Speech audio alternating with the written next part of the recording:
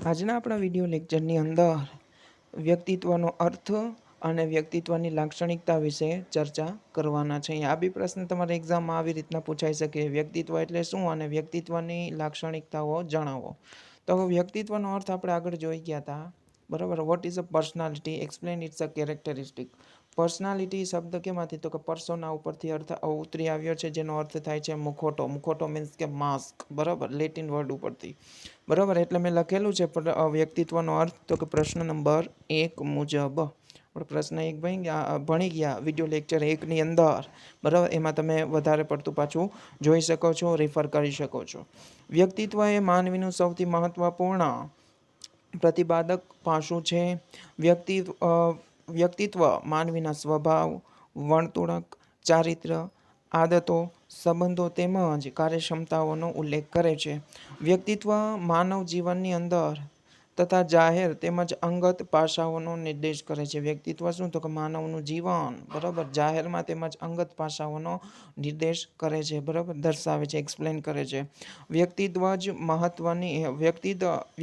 જ માનવીની કારકિર્દી સાથે સંકળાયેલી સુગમતા, સ્વીકાર્યતા તથા ઉત્તરદાયિત્વ નક્કી કરવામાં મહત્વનો ભાગ ભજવે છે. વ્યક્તિત્વ શું? તો કે કારકિર્દી સાથે સુગમતા, બરાબર, સુગમ, સારા સંબંધો, બરાબર, સ્વીકાર્યતા, બરાબર, સ્વીકારવું, તથા ઉત્તરદાયિત્વ, આપણી કોઈ ટૂંકમાં કોઈના પ્રત્યેનો આપણું જવાબદારી હોય, ઉત્તર દેવાની, બરાબર, ઉત્તરદાયિત્વ, જવાબદારીઓ હોય, એ નક્કી કરવામાં શું? તો કે મહત્વનો ભાગ ભજવે છે. કોઈ પણ વ્યવસ્થા તંત્ર અથવા ઉદ્યોગમાં જાહેર મુલાકાત વખતે તેમજ ત્યાર પછી પ્લેસમેન્ટ મળતી વખતે વ્યક્તિત્વ અગત્યનો ભાગ ભજવે છે. તમે ક્યાંય બી કોર્પોરેટ સેક્ટરમાં જાઓ અથવા પ્રાઇવેટ સેક્ટરમાં જાઓ અથવા કોઈ બી સેક્ટરની અંદર જાઓ, પબ્લિક, પ્રાઇવેટ, સેમી પબ્લિક, બરાબર, સેમી પ્રાઇવેટ, કોઈ બી સેક્ટરમાં જાઓ, જોબ મેળવવા માટે જાઓ, તો તમારું શું? તો કે ઇન્ટરવ્યૂ લે. ઇન્ટરવ્યૂ શું કામ માટે લે? તો કે તમારી પર્સનાલિટી માટે, પર્સનાલિટી ચેક કરવા માટે, બરાબર, તમારામાં વ્યક્તિત્વ તમારું કેવું છે, બરાબર. ઇન્ટરવ્યૂમાં કંઈ ના હોય, તમારા જ રિલેટેડ તમારે પ્રશ્નના જવાબ તમારે પૂછે એના આપવાના હોય, બરાબર. તમારી ડ્રેસિંગ સ્ટાઇલ, તમારી બેસવાની, ચાલવાની, ઊભા રહેવાની, વાતચીત કરવાની, કમ્યુનિકેશન વગેરે સ્કિલનો સમાવેશ કેમ હતો? કે ઇન્ટરવ્યૂની અંદર કરવામાં આવે છે. એ જ અહીંયા બાબત સમજાવેલી છે. વ્યક્તિના પાસા પર વધુ ભાર મૂકવા માટેનું એક કારણ એ છે કે વ્યક્તિત્વ દ્વારા જ માનવીના સ્વભાવ, વર્તણૂક, ચારિત્ર, આદતો, સંબંધો વગેરેનો ખ્યાલ આવે છે. વ્યક્તિત્વ જ ઉપર શું કામ ભાર મૂકવામાં આવે છે? ભાઈ ઇન્ટરવ્યૂ જ શું કામે લે છે? તો કે ઇન્ટરવ્યૂથી વ્યક્તિત્વ બહાર આવે છે. વ્યક્તિત્વના જે બાબતો હોય, જેમ કે તમારો વ્યક્તિનો સ્વભાવ, વર્તણૂક, ચારિત્ર, આદતો, સંબંધો, રિલેશન વગેરે શું? તો કે નો ખ્યાલ આવે છે. તમારો જન્મ ચોક્કસ વ્યક્તિત્વની સાથે જ થતો જ હોય છે, બરાબર. તમારો જન્મ શું? તો કે ચોક્કસ વ્યક્તિત્વની સાથે જ થતો હોય. જેમ કે જો અમુક છે ને તમારામાં ગુણ જન્મજાત હોય, જેમ કે અમુકને સહેલાઈથી યાદ રહી જતું હોય એકવાર વાંચે ને, અમુકને શું? તો કે 5 વાર વાંચે તો યાદ ના રહેતું હોય. અમુકના હેન્ડરાઇટિંગ સારા થતા હોય, અમુકના હેન્ડરાઇટિંગ સારા ન થતા હોય, બરાબર. પછી અમુક શું હોય, અમુક લોકો છે એની બીજી કોઈ બી એવી ટૂંકમાં તાકાત હોય જે બીજા અન્ય લોકોમાં ના હોય. જેમ કે હું વાત કરું તો એક વ્યક્તિના હેન્ડરાઇટિંગ છે, બરાબર, એકદમ સારા થાય છે. મીન્સ કે બચપણથી લઈ, બાળપણથી લઈ અને જ્યાં સુધી ટૂંકમાં જીવે છે ત્યાં સુધી એના હેન્ડરાઇટિંગ સારા થાય છે, બરાબર. એના પણ જોવા જઈએ તો એના ફાધરના બી હેન્ડરાઇટિંગ સારા છે, બરાબર, એના દાદાના બી હેન્ડરાઇટિંગ સારા હતા, બરાબર. ટૂંકમાં આ બધું શું? તો કે દાદાથી લઈ અને એના પિતામાં આવ્યું, એના પિતામાંથી લઈને પોતામાં આ ગુણ આવ્યો. એટલે શું? તો કે અમુક ગુણ હોય એ તમારા જન્મજાત હોય, બરાબર, જે અન્ય કરતાં ટૂંકમાં ચડિયાતા હોય, બરાબર. એનો ઉપયોગ કરી અને તમે તમારા સફળતાને મેળવવા માટે ઉપયોગ કરી શકો છો, બરાબર. એટલે જન્મ સાથે મળેલ વ્યક્તિત્વ તમારો જન્મ ચોક્કસ વ્યક્તિત્વની સાથે જ થતો હોય છે અને જેમ જેમ સમય પસાર થતો જાય છે, એટલે કે તમારી ઉંમર વધતી જાય તેમ તેમ વ્યક્તિત્વના વિકાસના પ્રયત્નો કરવામાં આવે છે, બરાબર.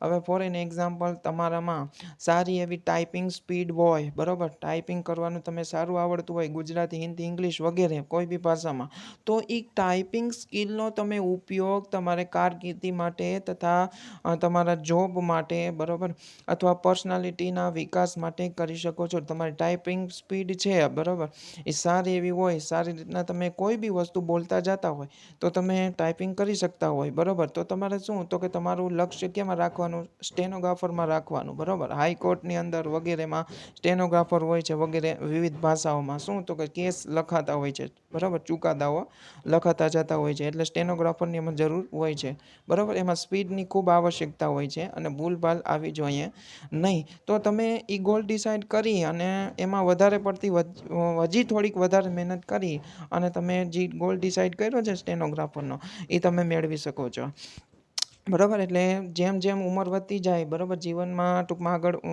કારકિર્દી વિકાસ માટેના પ્રયત્નો કરવામાં આવતા હોય છે.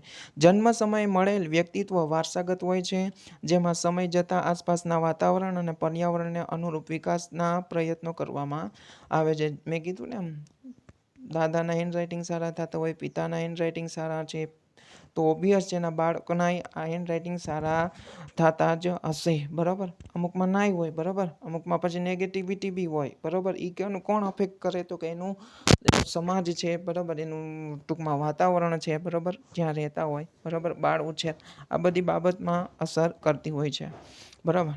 એટલે શું તો કે એના અનુરૂપ વિકાસ માટેના તમારું આસપાસના વાતાવરણ અને પર્યાવરણને અનુરૂપ વિકાસ માટેના પ્રયત્નો કરવામાં આવતા હોય છે. કોઈ પણ વ્યક્તિઓના વ્યક્તિત્વ સરખા હોતા નથી, મેં આગળ કીધું એમ, બરાબર. બધાયમાં એક સરખા ગુણ હોતા નથી, બરાબર. એકબીજાથી વિરુદ્ધ ગુણ હોય છે, ચડતા ઉતરતા હોય છે. અમુકના હેન્ડરાઇટિંગ સારા થાય, અમુકના ના થાય, બરાબર. અમુક સારી રીતના ટૂંકમાં પેપર પ્રેઝન્ટેશન કરી શકે, અમુક સારી રીતના ના કરી શકે, બરાબર. ઘણા વિદ્યાર્થી તો અમે એવા જોયા છે, પેપરમાં બધું જ સાચું લખેલું હોય, બરાબર, આન્સર પણ પેપર પ્રેઝન્ટ કરતાં આવડતું નથી, ફોર્મેટિંગમાં કોઈ લખતા નથી. ને અમુક વિદ્યાર્થી એવા છે જે નબળા છે, બરાબર, મિડલમાં આવે છે, બરાબર, એને એનાથી વધારે માર્ક આવે છે. એનું કારણ શું તો કે નબળા વિદ્યાર્થી હોય એને ટૂંકમાં નોલેજ પ્રમાણમાં ટૂંકમાં ઓછું હોય, આવડતું હોય, ભૂલી જતા હોય, કોઈ બી એવા બાબત હોય, બટ એનામાં પેપર પ્રેઝન્ટેશનની સ્કિલ સારી હોય, બરાબર. હોશિયાર વિદ્યાર્થી કરતાં હોશિયાર વિદ્યાર્થીઓને માર્ક નથી આવતા, એનું એક કારણ આ છે, બરાબર. જેમ તેમ આડેધડ લખી અને ભાગી જાય છે, બરાબર. પછી અહીં ઘરે આવીને કહે કે અથવા અમને ક્લાસમાં બી કહેતા હોય અમારું બધું સાચું, પછી છેલ્લે જોવા જાય, બરાબર, તો માર્ક સૌથી ઓછા એને જ આવેલા હોય, બરાબર. ખ્યાલ આવે પછી કે યુનિવર્સિટીની ભૂલ છે, યુનિવર્સિટીવાળા પેપર ચેક નથી કરતા. આમાં શું પેપર ચેક કરે, બરાબર. તમારું પેપર પ્રેઝન્ટેશન જ તમને કરતાં નથી આવડતું તો આમાં તમારું પેપર શું ચેક કરે એ, બરાબર. ખ્યાલ આવે જ કે નહીં. એટલે બને ત્યાં સુધી શું તો કે તમારે પેપર એકદમ વ્યવસ્થિત રીતે ફોર્મેટિંગમાં લખવાનું, બરાબર. પેન્સિલનો જ્યાં યુઝ આવતો પેન્સિલ કરવાની, બરાબર. બને ત્યાં સુધી, બરાબર, ક્વેશ્ચનના આન્સર તમારે શું ક્રમશઃ લખવાના પ્રયત્ન કરવાના, આડાવડા ઝીકવાના નથી, બરાબર. આડાવડા તમે લખી શકો નિયમ મુજબ, બટ પેપર ચેક કરવાવાળાને તકલીફ થાય, બરાબર. એટલે પછી આડેધડ માર્ક કઈ જાય, સમજાય છે. એટલે તમે જેવું કર્મ કરો એ જ સામે કર્મ તમને એનો બદલો મળે, બરાબર. તમે એને હેરાન કરવાના જ બધા પેપરમાં પ્રયત્ન કરેલા હોય, બરાબર, જવાબ હોય ચેક કરવાવાળાને, આન્સર કી ચેક કરવાવાળાને, તો સામે તમને એવા જ માર્ક મળે, બરાબર. એટલે જેવા સામે તેવું જ મળે. એટલે હંમેશા યાદ રાખજો, કર્મનો નિયમ, કર્મનો બદલો તમારે પાછું ચૂકવવો જ પડે. એટલે વ્યક્તિત્વની લાક્ષણિકતાઓ, હવે આવ્યું છે વ્યક્તિત્વની લાક્ષણિકતાઓ. વ્યક્તિત્વની લાક્ષણિકતા બે વિભાગમાં વહેંચી શકાય છે, બરાબર. પહેલાં તો આવી રીતના તમારે લખી નાખવાની, પછી એના વિશે એક્સપ્લેનેશન ડીપમાં લખવાનું, ઊંડાણપૂર્વક. ખ્યાલ આવે જ કે નહીં. એમાં બી બે લાક્ષણિકતાઓ છે, આંતરિક લાક્ષણિકતાઓ તથા બાહ્ય, એક ઇન્ટરનલ અને એક્સટર્નલ, બરાબર, કેરેક્ટરિસ્ટિક આપેલી છે. વ્યક્તિત્વનો સ્વભાવ, બરાબર, વ્યક્તિનો સ્વભાવ, પછી વ્યક્તિની વર્તણૂક, વ્યક્તિનું ચારિત્ર્ય, બુદ્ધિ, ગુણો, આ બધાનો સમાવેશ કહેવાય તો કે આંતરિક લાક્ષણિકતાઓની અંદર કરવામાં આવે છે. જ્યારે બાહ્ય લાક્ષણિકતાઓની અંદર કેનો સમાવેશ કરવામાં આવે છે? તો કે શારીરિક લાક્ષણિકતાઓ, માનસિક લાક્ષણિકતાઓ, શિષ્ટાચાર, બરાબર, ડિસિપ્લિન. ઘણીવાર કહેતા હોય ક્લાસમાં ડિસિપ્લિન, શિસ્ત, સંયમ જાળવો, બરાબર, શિષ્ટાચાર એને કહેવામાં આવે છે. સ્વનિયંત્રણ, પોતાના ઉપર કાબુ, હાવભાવ, બરાબર, વાર્તાલાપ, કમ્યુનિકેશન, હલનચલન, બરાબર, શારીરિક ભાષા, સામૂહિક પ્રવૃત્તિઓ, બરાબર, આ બધાનો સમાવેશ કેમાં? તો કે બાહ્ય લાક્ષણિકતાઓની અંદર થાય છે. આની એક્સપ્લેનેશન આપેલી છે. આંતરિક લાક્ષણિકતાઓ, વ્યક્તિનો સ્વભાવ એમાં પેલું આવેલું છે. વ્યક્તિનો સ્વભાવનો સમાવેશ આંતરિક લાક્ષણિકતાઓમાં કરવામાં આવે છે. દરેક વ્યક્તિનો સ્વભાવ સમાન હોતો નથી. વ્યક્તિ દીઠ જુદી જુદા તથા જુદો જુદો સ્વભાવ જોવા મળે છે. પછી બીજું આવેલું છે વ્યક્તિની વર્તણૂક. વ્યક્તિની વર્તણૂકનો સમાવેશ કેમાં કરવામાં આવે છે? આંતરિક લાક્ષણિકતાની અંદર કરવામાં આવે છે. બરાબર, વર્તણૂક બી કેવી હોય છે? લોકોની જુદી જુદી હોય છે. બરાબર, એટલે વર્તણૂકનો સમાવેશ કેમાં? તો કે વ્યક્તિની આંતરિક બાબતોમાં કરવામાં આવે છે, લાક્ષણિકતાઓમાં. પછી ત્રીજું આવે છે વ્યક્તિનું ચારિત્ર. બરાબર, વ્યક્તિના ચારિત્રનો સમાવેશ વ્યક્તિના આંતરિક લાક્ષણિકતામાં કરવામાં આવે છે. વ્યક્તિનું ચારિત્ર વ્યક્તિ વિકાસ માટે ખૂબ જ મહત્વપૂર્ણ અને અતિ આવશ્યક પાસું છે. બરાબર, પછી ચોથું આવે છે બુદ્ધિ. વ્યક્તિની બુદ્ધિ અને તેના સંબંધિત તમામ ગુણોનો સમાવેશ આંતરિક લાક્ષણિકતાઓમાં કરવામાં આવે છે. બુદ્ધિ જ દ્વારા વ્યક્તિ સારા અને નરસાનો ભેદ પારખી શકવા માટે સક્ષમ બને છે, અથવા વ્યક્તિત્વને અથવા કારકિર્દી ઉન્નતિ માટે બુદ્ધિ એ ખૂબ જ જરૂરી છે. બરાબર, શું કામે? તો કે એનાથી સારા અને નરસાનો ભેદ પારખી શકાય છે. કઈ સારી બાબત છે, કઈ ખરાબ બાબત છે, વગેરે. પાંચમું આવે છે ગુણ. વ્યક્તિના ગુણો જેવા કે ઈમાનદારી, ચતુરાઈ, વફાદારી વગેરેનો સમાવેશ કેમાં? તો કે આંતરિક બાબતોની અંદર, આંતરિક લાક્ષણિકતાઓની અંદર કરવામાં આવે છે. તે વ્યક્તિના વિકાસ માટે અત્યંત મહત્વપૂર્ણ છે. બાહ્ય લાક્ષણિકતાઓ આપેલી છે. બાહ્ય લાક્ષણિકતાની અંદર પહેલું આપેલું છે શારીરિક લાક્ષણિકતાઓ. શારીરિક લાક્ષણિકતાની અંદર શરીરનું કદ, પછી તમારું નખ, નાક, કાન, આંખો, ઊંચાઈ, હેરસ્ટાઇલ, દેખાવ, શારીરિક માળખું વગેરે બાબત. ટૂંકમાં શરીરના રિલેટેડ બધા ફેક્ટર, પરિબળો, બરાબર, અંગોનો સમાવેશ કેમાં થાય છે? શારીરિક લાક્ષણિકતાઓની અંદર કરવામાં આવે છે.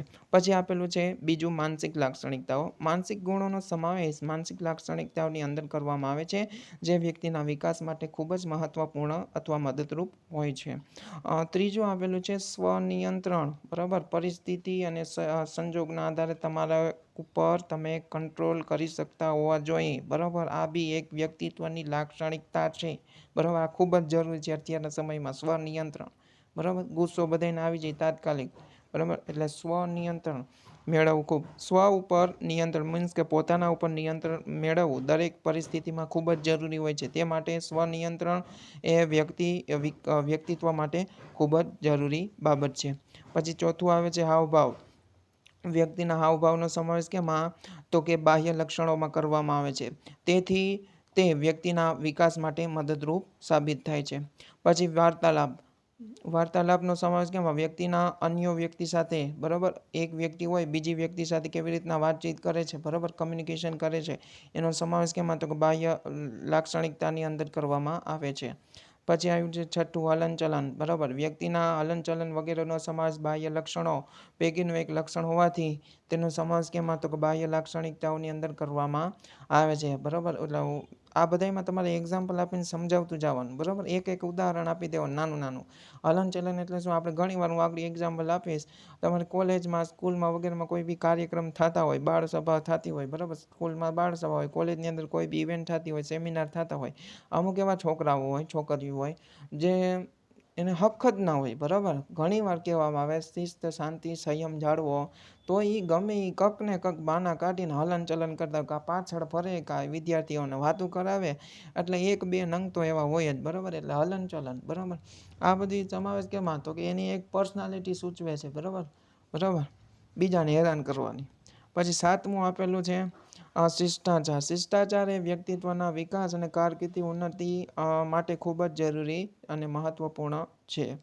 પછી આગળ આપેલું છે શારીરિક ભાષાઓ, એને કહેવામાં આવે છે બોડી લેંગ્વેજ. વ્યક્તિની શારીરિક ભાષાઓનો સમાવેશ બાહ્ય લક્ષણોમાં જે વ્યક્તિત્વને સાથે સંકળાયેલ છે તેમાં કરવામાં આવે છે. 9માં આવેલું છે સામાજિક પ્રવૃત્તિઓ. વ્યક્તિએ સમાજના લોકોને મદદરૂપ થવા માટે ઘણી બધી સામાજિક પ્રવૃત્તિઓ કરતા હોય છે, તેથી તેનો સમાજનો એક ભાગ છે, તેથી સમાજના વિકાસ માટે બી ખૂબ શક્ય બને છે અથવા જરૂરી બને છે. હવે છેલ્લો પ્રશ્ન છે 10મો, વ્યક્તિત્વના નિયંત્રણની કાર્યપદ્ધતિ ટૂંકમાં ચર્ચા કરવાની છે. એના વિશે હવે આપણે આગળના વિડીયો લેક્ચરની અંદર વાત કરશું. Thank you.